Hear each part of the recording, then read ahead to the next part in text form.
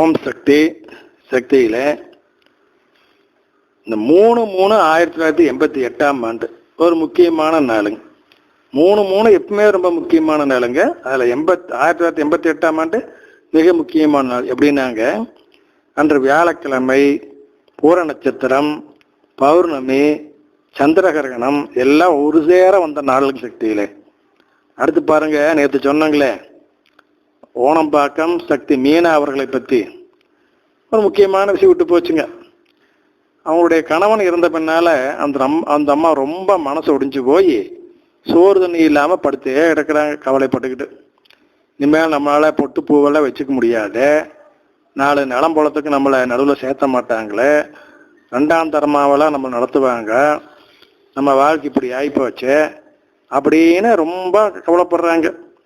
அந்த நிலையிலேங்க அன்று இரவே நம் குரு பகவான் அவர்கள் அந்த சக்தி மீனாவுடைய கனவுல போய், ஏன் மகளே இப்படி கவலைப்படுகின்றாய், உன் பூவையும் பொட்டையும் யாரும் பறிக்கவில்லை, நீ எப்பொழுதும் போல் வைத்துக் கொள்ளலாம் அப்படின்னு சொல்லிங்க அம்மாவே குங்குமத்தை எடுத்து அந்த மீனாவுடைய நெத்தியில் வச்சு விட்டாங்களாம். அடுத்து பாருங்க, ஏன் இப்படி முடங்கியே கிடக்கிற, கவலைப்படாத, நான் உனக்கு காப்பி ஓடு தர்றேன், நீ அதை குடிச்சிட்டு தெம்பா இரு அப்படின்னு சொல்லி அம்மாவே சமையல் கட்டுக்குள்ள போய் காப்பி ஓடு கொண்டு வந்து சக்தி மீனாவுக்கு கொடுத்தாங்களாம். இவன் குடிச்சிட்டு அதுக்கு மேலே தெம்பா எந்திரிச்சாங்களாம். இப்படி கனவு கண்ட பின்னால அவங்களும் எல்லா கவலைகளும் மறந்துட்டு பொட்டு வச்சுக்கிறாங்க, நல்ல முறையில் அம்மா பண்ணி செய்கிறாங்க சக்தியில.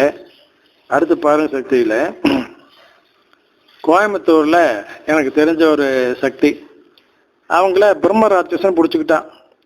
இந்த பிரம்ம ராட்சசன் அப்படிங்கிற தீய சக்தியில ரொம்ப வலுவான ஒரு வகை. அவளை எளிதாக அதை விளக்கவே முடியாதுங்க. அவன் ஆண் அப்படி இந்த பிரம்ம ராட்சசன் அப்படிங்கிற ஆண்களாக தான் இருக்கிறாங்க பெரும்பாலும் இது வரைக்கும் கண்டது. ஆனால் அந்த வேஷ்டியை அவங்க நம்ம கட்டிக்காம கட்டாம மேலே சேர்த்தி பின்பக்கம் முடிச்சு போட்டிருப்பாங்க. எங்கே கழுத்தில் பின்பக்கம் முடிச்சு போட்டுருவாங்க, பிடரியில் அந்த வேட்டியை முடிச்சு போட்டுருவாங்க, அந்த மாதிரி இருப்பாங்க. இவங்க ஆன்மீகத்தில் ஓரளவுக்குலாம் முதல்ல ஈடுபாடு உள்ளவர்கள். அந்த மாதிரி ஆட்களை தான் இந்த மாதிரி ஆவாங்க இருப்புக்கு பின்னால்.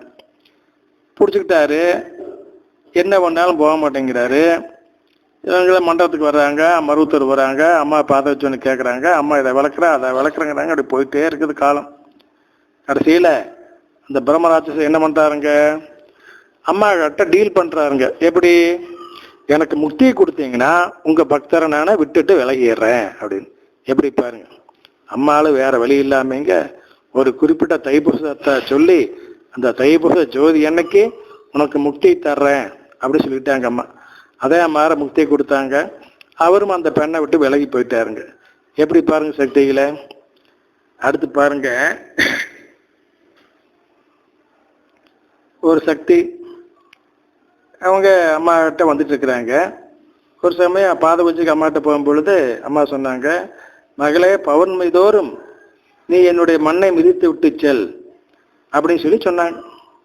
ஆனால் அவங்க வரல, ஒவ்வொரு வறுமைகளாக வரவே இல்லை.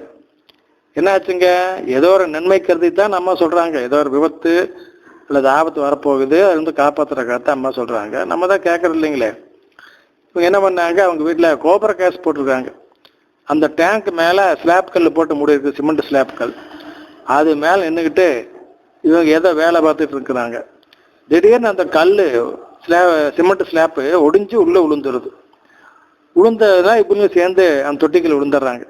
அது போகிற சாணியும் அந்த கலவையத்தானுக்கு இருக்கு, ஆழமாகவும் இருக்கு.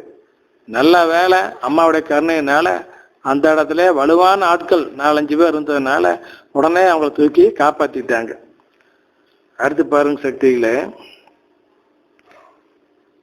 நம்ம சக்தியில் ஒரு சமயம் பாத யாத்திரை போனாங்க. எல்லாத்துக்கும் காலில் கொப்பளம், மேற்கொண்டு நடக்க முடியல. இப்போ ஒரு ஐயப்ப பக்தர் ஒருத்தர் வேப்பலையும் மஞ்சளையும் மறைச்சி போடுங்க, நல்லா போயிரு அப்படின்னு சொல்லிட்டு போயிட்டார். இவங்கள அதை மாதிரி தங்கு மடம் அரைக்கிறாங்க, அரைக்கவே முடியல, அது நல்லா மையாட்ட வரல. உடனே இப்போ வயசான பாட்டி ரூபத்தில் ஒரு பெண் நான் அரைச்சி தர தள்ளிக்க அப்படின்னு சொல்லி அவங்க அம்மைகளுக்கு நல்லா வேகமாக நல்லா அப்படி தேன் மாதிரி அரைச்சி கொடுத்துட்டாங்க.